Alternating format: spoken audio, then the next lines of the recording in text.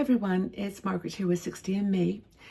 I'd like you, I start this video, to just go get a cup of tea. Pause the video, get a tea or coffee, drink, whatever, and come sit down, because it's one of those stories that made me cry when I experienced it, and it's something I want to share. And it's a little emotional for me still, because it was a simple thing, but it symbolized so much, and a message that I think I want to share with you from my heart. Today, or yesterday actually, I watched a woman carrying a child, pushing a buggy, grocery bag on her shoulder, and a little toddler running behind her. And she was carrying her family literally in her arms, except for the little one that she was occasionally grabbing their hand. It made me think about who we are as women, what we carry, what we carry in life. And whether you have children or not, you know the experience of holding on and carrying something that you're responsible for. And we carry it with all our heart. Now that woman, I don't know how she was doing it. I mean, she was in a race literally to get across the street. So I was actually going to offer her some help, but it was just, she had it. She got it under control. She would have said that, because I've done that before. I've carried, children wrapped around me. I've carried 2 bags of luggage. I've carried suitcases. I've carried, the physical things. When I've been moving houses, I've been carrying my books, carrying my kaleidoscopes and my crystals, and carrying my memories, carrying my makeup. You can go on and on, all the things that you carry in your life. But this woman represented to me what the enormity of what most women have on their shoulders. What we carry throughout our lives that is necessary, and then the things that are not necessary. First of all, the children. The children on the hip, children that we carry. Doesn't matter how old they are, we're still carrying them. It doesn't matter. I don't care what you say. I mean, I just feel like whatever age your children are, they're still your children on the hip. And even though you learn to move away a bit and to not ask so many questions, and to be, not so carrying so much of their personality and their desires and lifestyles, you just still in your heart, you carry them. But we also carry things like the weight of worry. How many times have you just carried around with you this worry about something that never happened, or that when it did happen, it was 100 times less significant and painful, or whatever, than you thought it would be. But we carry worry around with us all our lives. And I feel like one of the joys of being 70 plus years old, 60 plus, maybe in your case, is that, we don't need to carry that worry anymore. We can let it go. We have perspective that worry leads you nowhere. It leads you to more worry and more complications. Yes, of course, you can be concerned about things. You can carry a decision with you. But often and this is where it was emotional, often women carry worry and concern and empathy to the point that they can't cope, and they're behind a smile. To the world, they're a happy person. But in their heart, they're just heavy with something that's on their mind that they can't talk about, or that they don't want to talk about. We're told to be nurturing, capable, calm, all at once. All those things that woman carrying the child and baggage and buggy was doing, capable. But who told us we have to be everything? Anyway, you get it. So there's, we carry around invisible to-do lists. Maybe they're small lists of things, and maybe they're big things that we want to do. We want to change our life in some way. We want to move. We want to, take on a responsibility. We want to quit a job.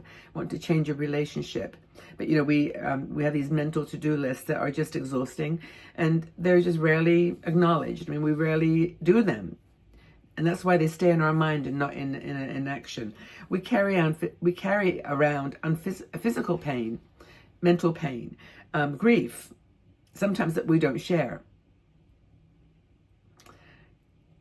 And those things you carry those all your life. And I can feel on my shoulders, even as I'm talking, the fear, the pain of carrying physical health challenges, or grief, those wounds that we just don't want to let go. Look, it's like this love that it never stops, growing and giving us, challenges. We carry two bags that are too heavy. We carry, well, first of all, when you travel, that's a pretty obvious one. We just carry too much. We think we need everything, and our needs are very, very simple in life, And often when I'm, oh, there's a weird, it just popped into my brain. I don't know where it came from, but I was thinking the other day I was cooking. And I was fortunate. I got some potatoes, and I don't eat potatoes, but they're little ones. And I got some carrots and other vegetables, and I was chopping them up and putting them in to cook. And suddenly I thought of the people, and excuse me for mentioning a political thing, but I thought of Ukraine or in Africa and places where people just don't have access, or other places I won't mention, that people don't have food. And here I am abundantly cutting up food to make, for me, one person that, I probably will, maybe throw some of it away at the end of the day when I've packed it up after I've eaten. It's hard to cook like one potato, one carrot. You know what I mean? But the point I'm making here is that we often carry around these kinds of, just sort of our hesitations to let things go. We carry too much, especially, I know, I'm saying this because I lived in the States for 20 years. In America, there's a very abundance focus culture. Like you go and you need things, you go to Target, you go to this, you need these things and you accumulate them. You don't need that much. Lighten the bags and your travel will be easier, and, it will be a more pleasant journey. Let's see, a couple more things that we carry all our lives. How about guilt?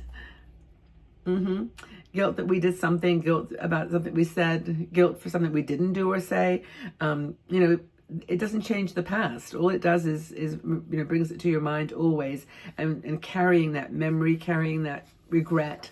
We've talked about this so many times, but I'll repeat it once more because it's something that we carry very significantly in our lives, and it's time, if we can, to let some of it go or all of it go.